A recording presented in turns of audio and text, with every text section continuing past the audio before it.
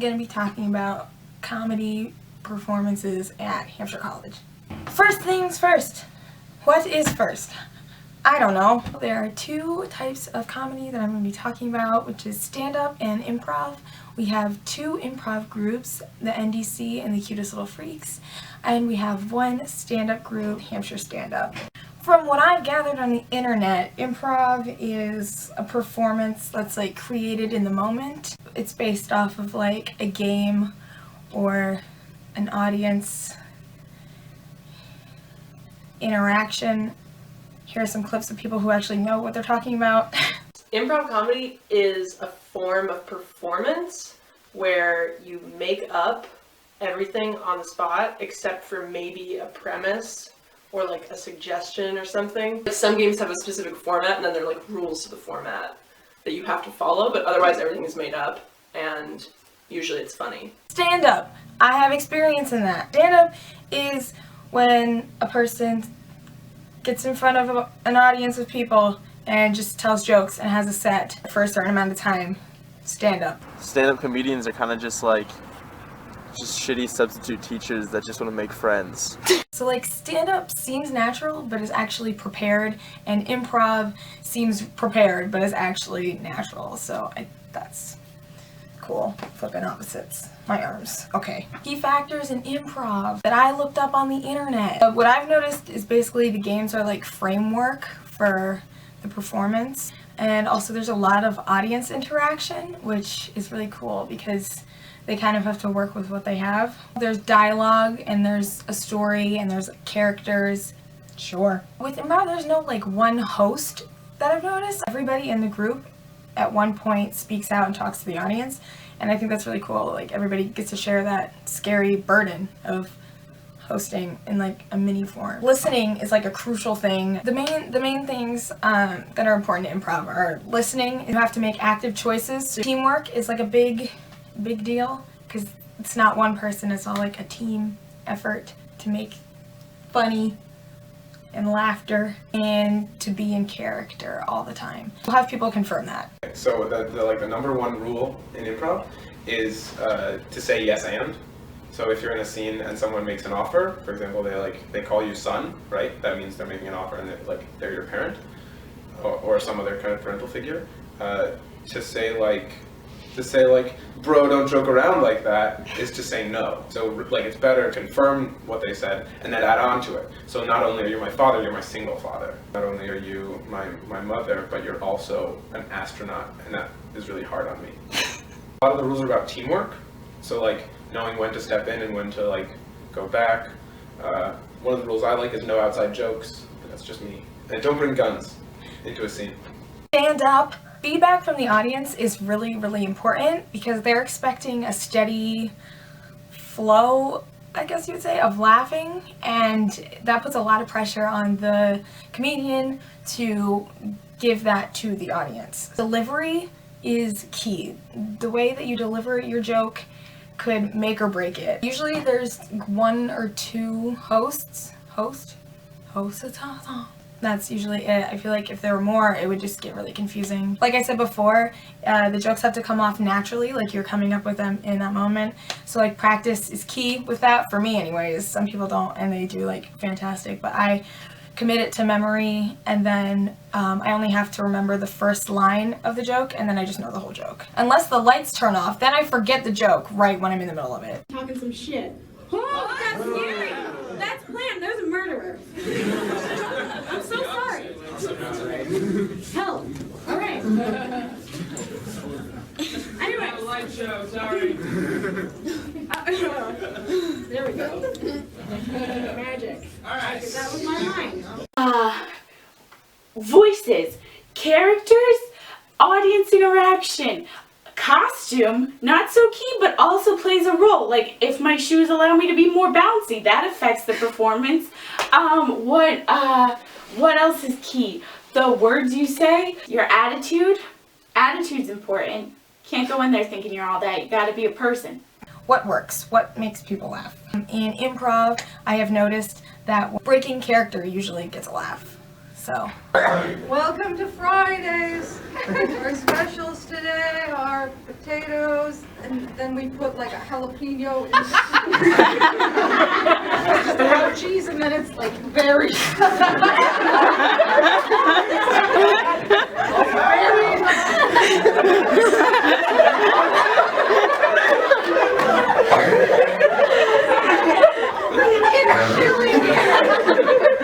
Stand-up, at least for me, in writing jokes, I find that like childhood stories, failure, but like victory at the same time, making puns, relatability, if you like talk about your insecurities, oh, that works. Oatmeal, that's what I'm doing. I'm eating it and I'm trying to eat it. I'm trying so hard and I really believe in myself. Because that's like, so, and I'm so good at the first part. I got the spoon, and I put the spoon in the bowl, and then, nope, not the bowl, the spoon. The spoon's like almost in my mouth, and then I turn the spoon, to put it in my mouth, but instead of it going in my mouth, it goes in my hair. And I try again, because if there's one thing that school has taught me, I can fail so many times. But I can still succeed, and it'll be fine. The audience's role. In improv, the audience is like really important because they interact with them and the audience will give them ideas. Like, hey, we need a place or a job. Oh, yep. Cyberland. Dentist. That's really important for the games and for the show. Hey, word. Bikini. Cherry. Apple. banana. Party. I'll take Lighthouse. Eggplant. It's the largest eggplant you've ever seen, Madre. I do say that is the largest eggplant I have ever seen, Tom. Oh, eggplant, you are so beauteous. Oh, I was looking at the 40-pound one, but that one is just horrifying. In stand-up shows, the audience is important, like I said earlier, because feedback, laughter, it's terrifying if it's just like dead silence in the room and you like just told the punchline, you're just like, this is awkward. But we don't interact with the audience. Sometimes we do that. Do you guys like my sweater? Dog owners know what I'm talking about. You know what I'm talking about. You know what I'm talking about. There's a dog there. Yes. Like when you go out to get the mail or something, and the dog like greets you when you come back in, like everything's happened in the apocalypse when you were gone. It's like, oh my God, preteens. That's the exact same thing. The Hampshire audience is really, really amazing. I've heard other audiences at other schools being like a lot more. I feel really lucky to be able to perform for a Hampshire audience because everybody's so like understanding and really, really nice, and it's just really incredible like having the experience to perform in front of a Hampshire audience. I feel happy when I leave the stage or like, floor, I don't know. Well, I think I really, really loved performing in Hampshire. I think that people can get thrown off by Hampshire audiences, and that comedians who performed here in the past have definitely, you know, said things that because of Hampshire's politics and because of our standards, we're way more aggressive about them than I think most audiences would be. And I think, I mean, just generally speaking, I think Hampshire audiences are, you know, even if they're made uncomfortable by a subject matter, they're always really polite and they're always really supportive generally. So I think overall it's a really, really good place to be. I love it. I don't always have the best material, the most clever stuff, and I was super insecure about this because I'm just kind of like, I was embarrassed one time, help, and I just asked for help a lot. Help me! But I don't think I could have felt so as successful or like I could do this if my first experience had been with any other audience. I performed in front of Mount Holyoke and UMass, and both of those were good but different. I just got up there and I was like, ha! And they were like, ha ha ha, you're trying, come on, you can do it, ha ha ha! Hampshire audience is great. People, for the most part, are like very warm and receptive and like clearly there to support you. No one's like trying to see you fail. I think there can be some pressure just to like the being worried that Hampshire audience will be very critical of your content, but I think like that's a positive thing, especially like performing at Bishop's, which is where the audience doesn't really care at all about what you have to say, so people's content is just like not very critical of themselves and their position in the world. I would say the Hampshire audiences, like, I think we really have an advantage, and I think it's true for HSU too, in that, like, everyone who's at the shows, for the most part, like, knows us and is, like, rooting for us. We get a good amount of laughs, and, like, I think people like us at the other schools, but it's, like, definitely scarier because they're not, like, our audience, and they don't, like, know our humor. Hampshire audiences are, like, more inclined to laugh at, like, intellectual, like, jokes and, like, political jokes than maybe the other schools. They're also more afraid to laugh at jokes. I think people go to these shows because they want to laugh. They want to take a break from their everyday life. Like, it's finals week and people showed up, and it's because it's like, come on. Like, you gotta take a break to laugh a little because you've been studying all day. You deserve it. It's nice to take a break from reality and just get the giggle bone, you know? Hampshire's like an extremely intense place to go to school, and we're all hyper aware of everything that's happening around us all the time. So to have a place where you are, like, only supposed to laugh, you know what I mean? Like, that's, you're not supposed to be thinking really, or, like, analyzing, or, like, worrying about anything. You're just supposed to laugh. Like, that's, like, an incredible thing for Hampshire students to have. So I think that's why people go to the shows. Same answer I gave in my audition.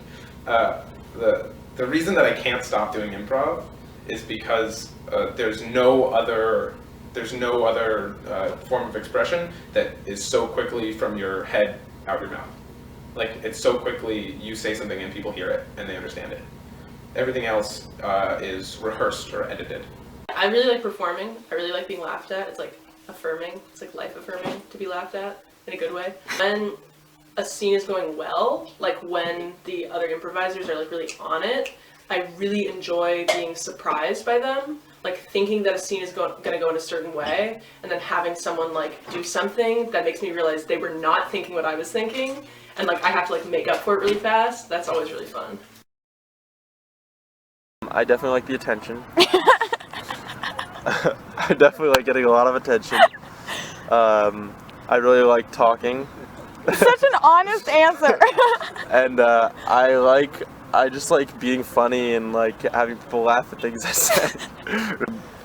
Going to Bishop's also made me realize, like, I wouldn't want to stick with it if it was, like, just me doing it. I really love, like, the team we have going with that group, and, like, seeing everyone develop their jokes and getting feedback, and, like, when we perform, knowing that, like, it's not just me performing, like, we're all, like, performing together and, like, counting on each other to, like, keep the momentum up and feed off of each other. I really value that. I like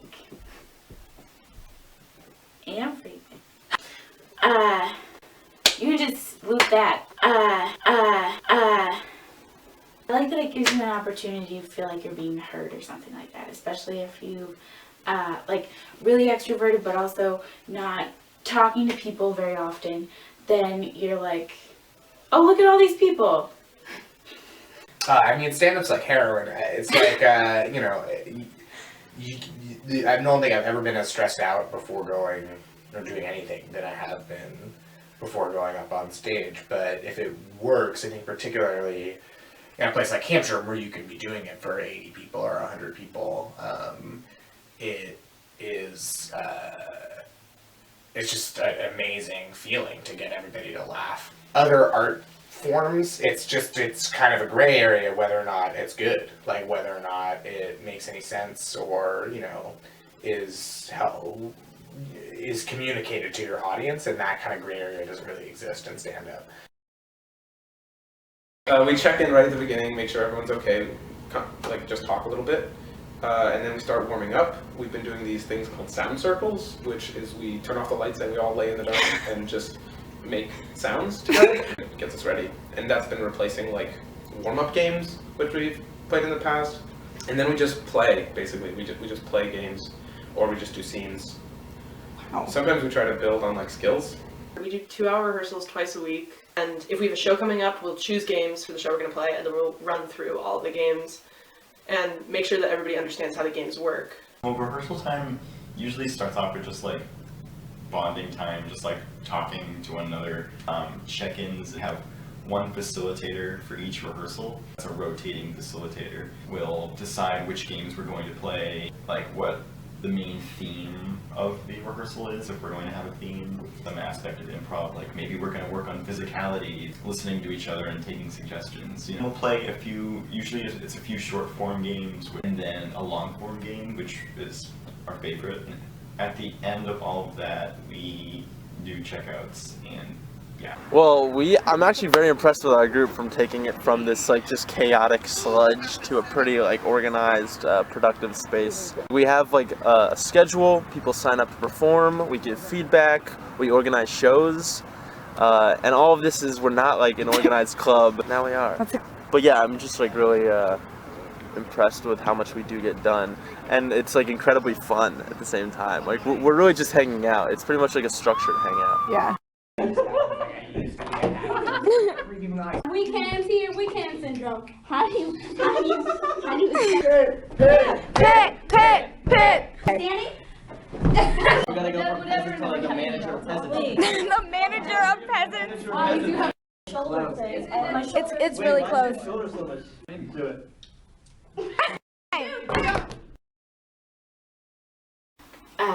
So much, because I feel like I spent 3 years at Hampshire feeling like there wasn't any community or connected to like the student body at all. And I know this is super superficial and petty and gross, but then people were like, OMG, you exist, Marietta, I saw you perform one time. And then I was like, oh, that's right, I do exist. Oh, thanks for reminding me. That's really good to hear. I appreciate it. I definitely met really great people, and I think that was really good. I think it probably made me confident in ways that I'm not super conscious of. There's like this saying that like improvisers are like better at life. Like people who do improv. That is a saying. It's not a saying, but it's like a thing. Because like you have to be a fast problem solver, and like you have to know how to react quickly to things. And I think that's true of me, but I don't know if it's true because I do improv, or if it's true because that's the way I am and that makes me good at improv. It has been like a good opportunity to be silly and like perform and kind of get that energy out. I think it's made me overall less obnoxious. I may be more obnoxious like in the stand-up group, but I think I've been able to. I just think it's like a good opportunity to get some energy out that I wouldn't have otherwise just been annoying people with in my average life.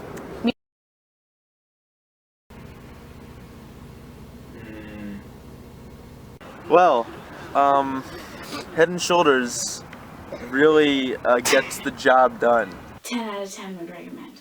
Also, can I tell you that I'm also growing more vertebrae in my back? Like, I can feel it happening. Oh yeah, you said that the other night. No, but it hurts so much. Going in the video.